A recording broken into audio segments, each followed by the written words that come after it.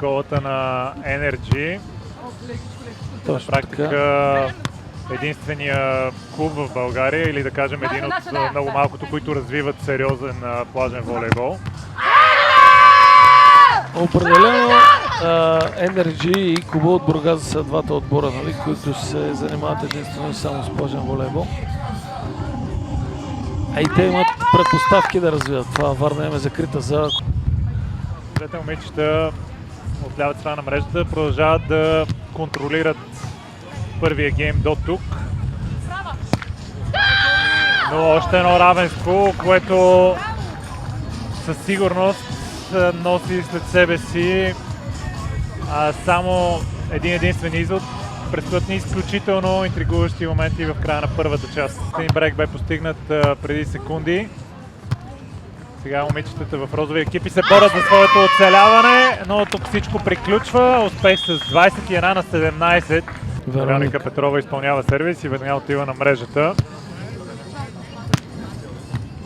Възможност да бъде постигнат брейк. Чудесна работа в защита на Антония Николова. Без блок атакува тя, разиграването продължава.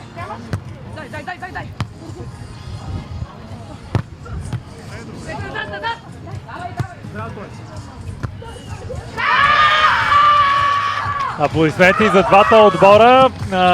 Нестандартно ли бе решението, което взе Ивет Гаврилова в края на това разиграване? Определено искаше да помогне на Антония, която се раздаде много в защита, върна 2-3 топки, но не се получи замисъл и не успя да прехвърля топката от другата страна по-среди диагонал. Правилно или грешно решение от твоя гледна точка? При условие, че не е успяла, в случай е грешно.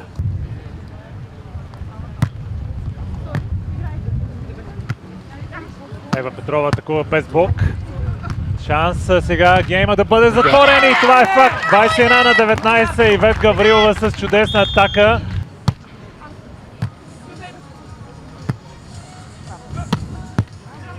Чудесна работа в защита и страхотна точка в актива на Антония Николова и Ивет Гаврилова.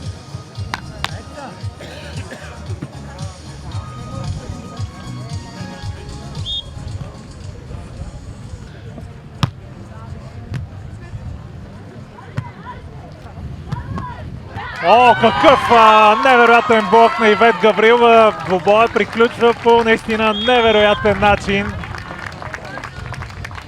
16 на 14 в битката за бронзовите медали. Невероятни емоции на плажа в бяла. Много разочарована е Вероника Петрова. Тя бе толкова близо до първия си медал в плажния волейбол.